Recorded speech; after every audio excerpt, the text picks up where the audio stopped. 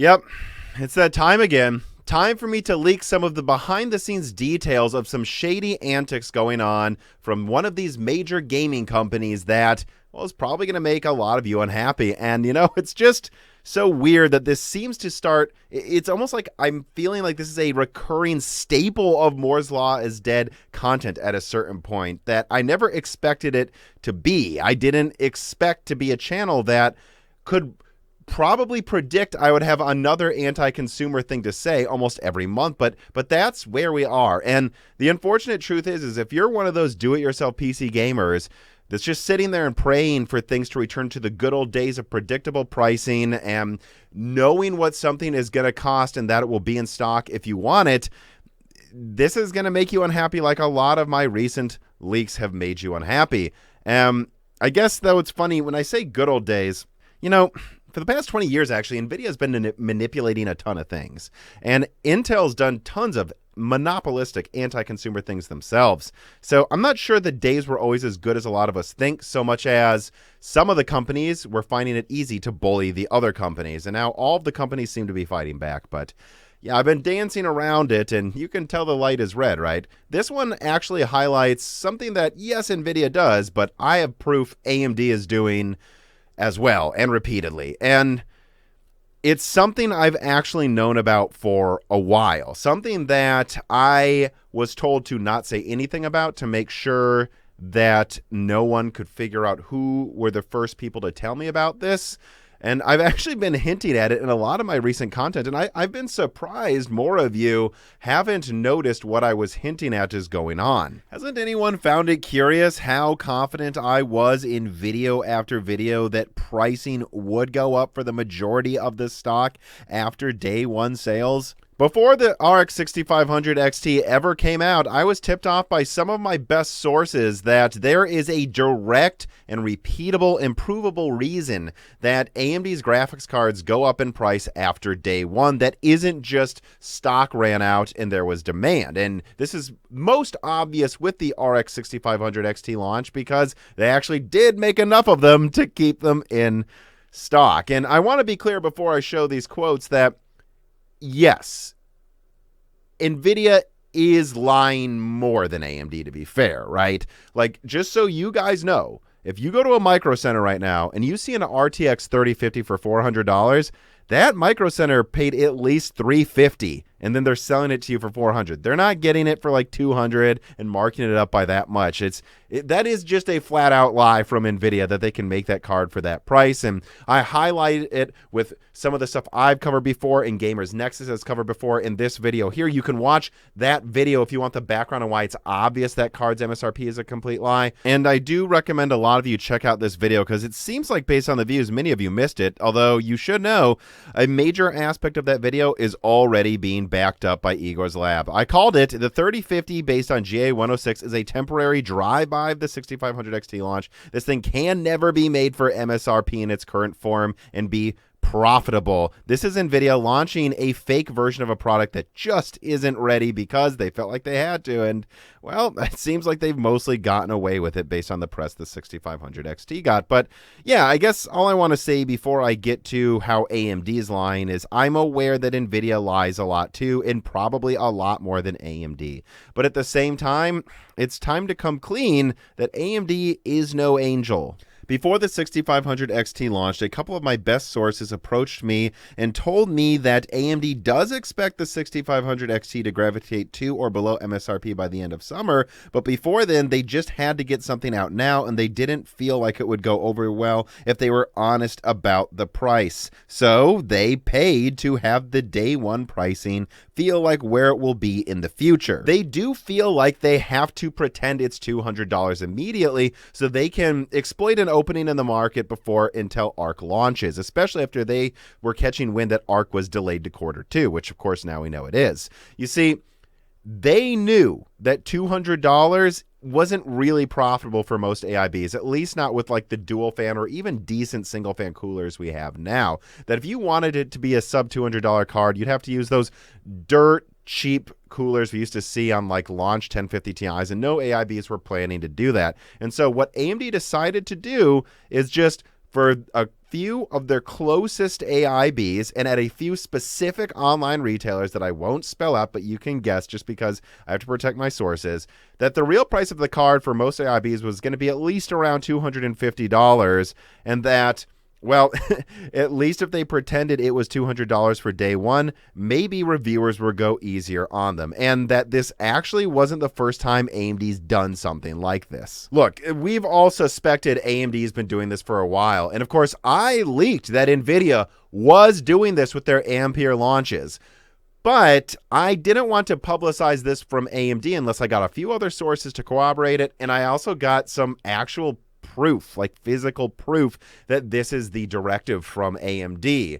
And I eventually got both of those. I had a major player in the industry reach out to me and tell me that what I'm clearly hinting at in my recent videos is definitely true and has been true as far as this person could tell in every major RDNA 2 launch, unfortunately. And again, I won't say who this big name is, but it's a name you would recognize. This is someone who knows what they're talking about, and they wanted to tell me, you're onto something. I don't have proof, but yeah, it's a it's a widely known secret in the industry. But then I got the proof, and I'm not going to show it today, but it's there. And AMD is doing this. They are taking not even all of their day one stock, but a lot of it compared to Nvidia, to be fair, but it still feels dishonest to me. A lot of their day one stock that is shipped by their closest AMD AIBs, and they are doing a handshake deal where they give the AIBs money back if they sell a certain amount of their stock at MSRP just for that first day until it sells out, so they can say, see, we're more honest than Nvidia. And I guess they kind of are, but at the end of the day, they're still lying to you about what these cards cost and what you can expect to get them for. Directly and knowingly lying. And well, that's clearly something that's bad, you know, being misleading about what cards actually are going to cost. A reason I've also sat on this information, besides, you know, protecting sources and waiting for more cooperation, is that I was conflicted myself on how to approach leaking this, because someone could make the argument, you know, well, at least some of the day one stock is at MSRP. At least it's not two cards like the 3050 launch. At least there was a large amount at MSRP, and a lot of the cards are still staying closer to MSRP than Nvidia. So at least the practices they're doing help some people. You know, isn't this better than otherwise than just saying the card's $250 or $220 US or something? And the answer I have is, I guess it's better if some people do get it for MSRP, but at a certain point then, even if you're one of these people that might say, hey, at least AMD had more day one MSRP stock than Nvidia to the point you could actually get one easily, and hey, at least it's good some people got these cards for a cheaper price, I still have to say, why all of the goddamn smoke and mirrors? Nvidia, AMD, we get it. Prices are up, you have to charge more, and furthermore, demand has been demonstrating that you can get away with selling more, which will give you higher profits, which will lead to more R&D, which will lead to more advanced architecture sooner. Sure, but just stop lying about it, okay? Why can't you just say what the price of these products actually is? If you need to do a permanent price increase, can you just do it so that people can make informed decisions? Because that's what you need to do. If you're going to raise prices, do it, and then we can just stop complaining. If you're going to remove MSRP, then do it, but enough with the smoke and mirrors. It leads to a greater discussion, and I feel this greater discussion that I want to have right now is more important than any individual piece of pricing manipulation from either AMD or Nvidia. And I'll be honest with you, I could have leaked that AMD pricing information, which is 100% true, and I think very dishonest, whether you think it's acceptable or not. You know, I could have leaked that next week or earlier this week, but I didn't want to do it until I really crystallized my thoughts on what I wanted to say about what I think might happen to this market. And, well, a lot of those thoughts that I've been playing around with in recent Broken Silicons and videos, if you've noticed, has crystallized now after discussing it more with the Moore's Law's Dead patrons in our discussion channel of the Discord, after releasing a die shrink that touched on these subjects today. The greater discussion about what happens in a world without MSRP, why that world's created, and the good and definitely bad implications of it, I want to talk about it. But First, unfortunately, because I'm not at the high enough patron level where I don't need to do this, but I am thankful they're supporting me, and you should support them too if you need a VPN. First, an ad from a sponsor. I may not be able to stop Reese from monitoring me, but I can protect myself while I'm online. Today's video is brought to you by Atlas VPN. It's 2022, and I would assume you want to start the year off right. Don't you? Well, the wrong way would be letting anyone who cares to, and a lot of organizations and governments do care to, monitor your online actions, track your data, and prevent you from enjoying streaming content that's usually arbitrarily locked away from being watched in all regions of the world. Atlas VPN protects you from all of that and even blocks ads and malware for you, including malicious links and ad trackers. Actively tries to get you the lowest price a company offers, subverting their attempts to charge you more based on location or operating system. And it works on unlimited devices. And all of this for that price is done without massively slowing down your internet. Right now, Atlas VPN is running a huge discount. You can get 3 years of Atlas VPN for just $1.99 a month if you click the link in the description. It even comes with a 30-day money-back guarantee. That's right, Moore's Law Z fans get access to this special deal, and clicking this link really does help the channel. You can't stop your dog from watching you, but you can protect yourself online if you use Atlas VPN, and you can also help Moore's Law is Dead. Click the link in the description, help Moore's Law is Dead, and help yourself in 2022 with Atlas VPN today.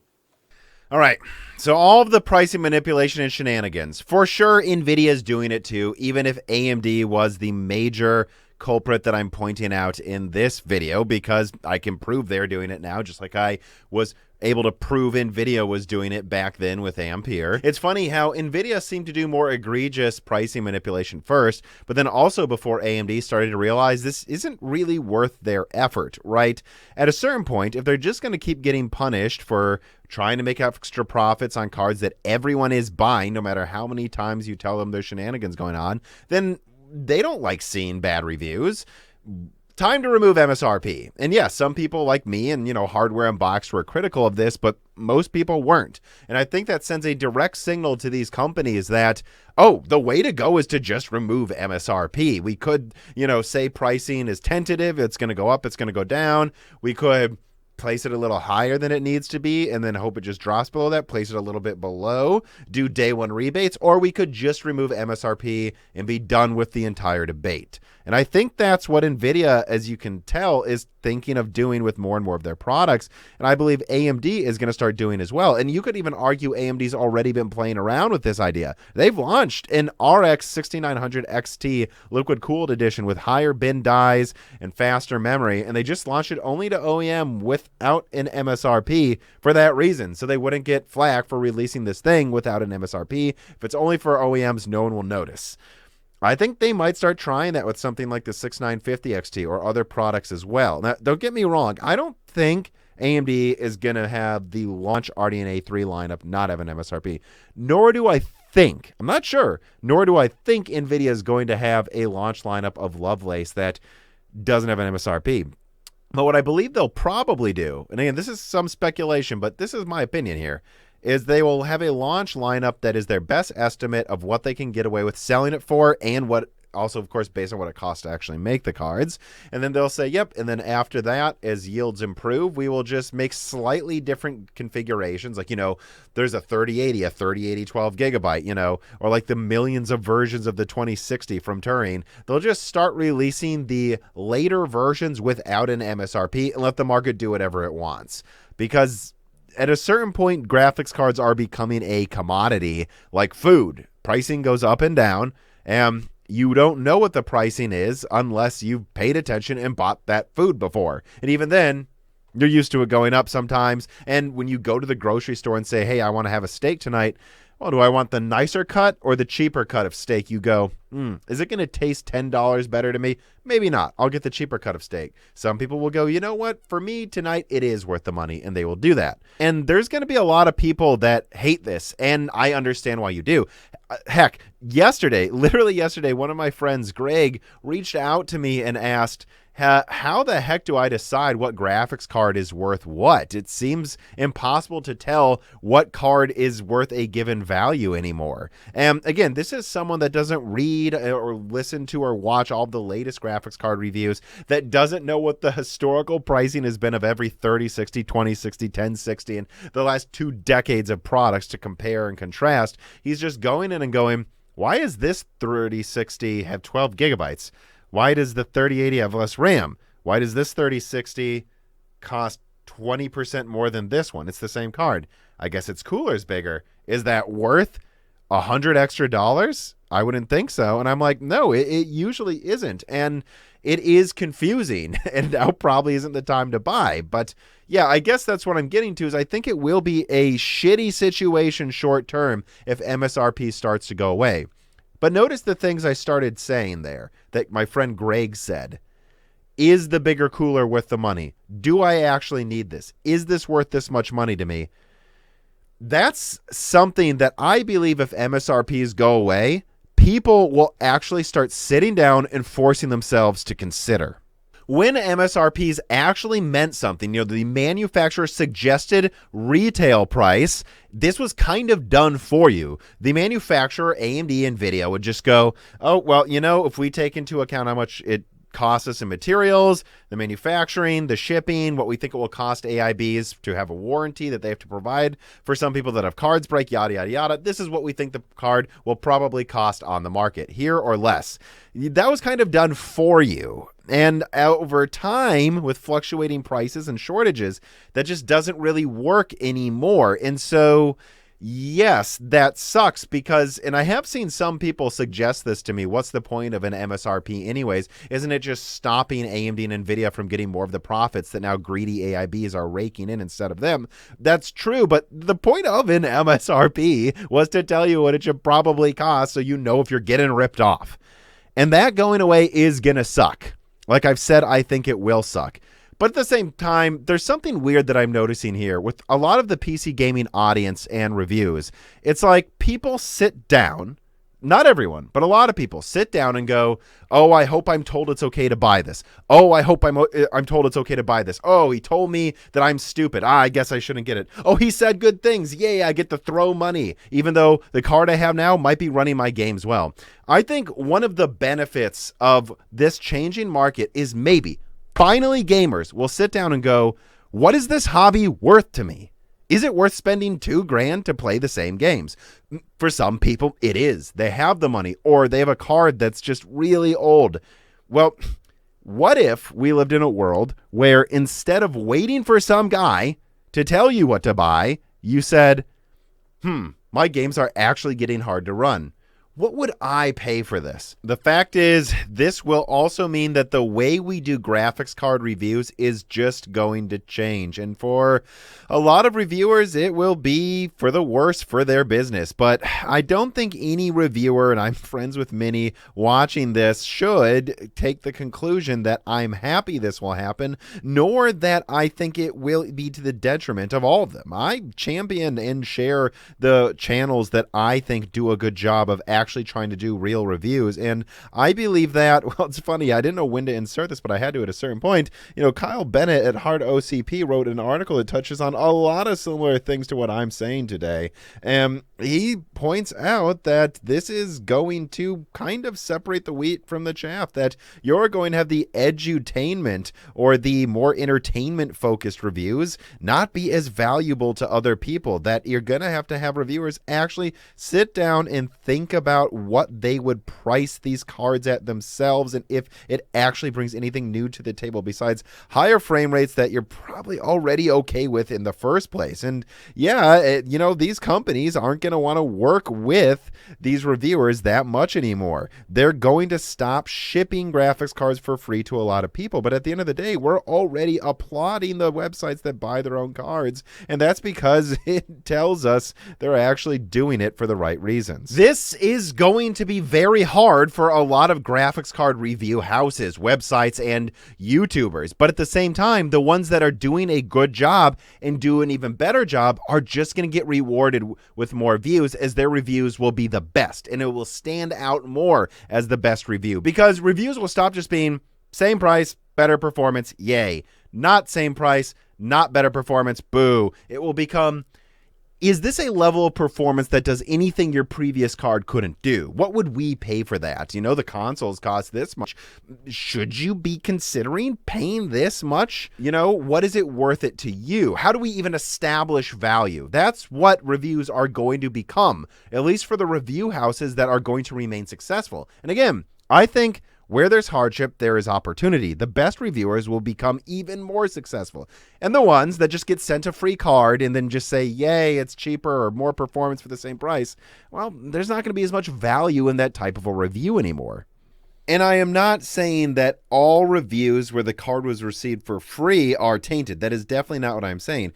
But I am saying that AMD and Nvidia and AIBs would not be sending free cards to review houses repeatedly if they didn't think on average it was to their benefit. And it was predictably to their benefit over the past 20 years when prices were going down or staying the same, because they knew more performance, same price, they'll give it at least a good review. And when things get more complicated, they can't count on the reviewers saying good things anymore. And if they can't count on them, it's not in their best interest to play ball. I'm not defending these companies. If anything, I'm attacking them, but I am saying I do believe that's the situation. Now, in a world of fluctuating prices and reviews that focus on worth, I feel like eventually, not short term, it's going to suck short term. Long term, people might be forced to actually sit down and ask themselves if they're willing to pay more, because I have a feeling a lot of people, a lot of you watching this video right now, are going to sit down, and if MSRP starts going away, you will finally be forced to send a message to the companies, and you will say,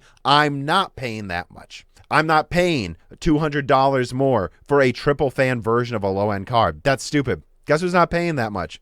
Me. Let me know when it's cheaper. And without an MSRP in the short term, it will be hard to establish that. But once people are forced to think about it, I think they will start asking themselves, if paying this much, if the constant cycle of e-waste that gets thrown in the garbage every time someone tells you time to upgrade is going to be challenged. And so in the short term, I think these companies are going to play with removing MSRP, or at the very least say things like temporary target price, like just using something like TTP, like some different word that is kind of what MSRP is already become. And they're going to do this with short-term gains in sight, with thinking, well, now we can avoid bad reviews. But what I don't think a lot of them are realizing is that long-term, you're just going to make the entire community reassess what they're willing to pay at all. And that will come back to bite the greedy ones in the ass.